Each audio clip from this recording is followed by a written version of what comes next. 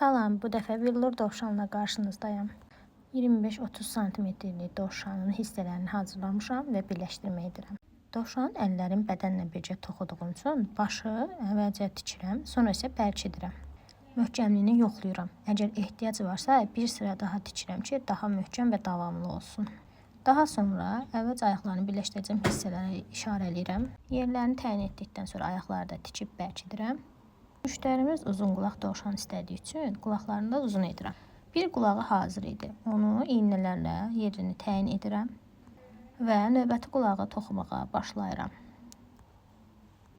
Bu dovşanın qulaqlarının aşağı hissəsi enli, yuxarı hissəsi isə ensiz olur.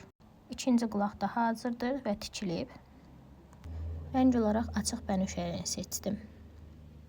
Və bu dəfə də fərqli olsun deyənə donu millə toxudum.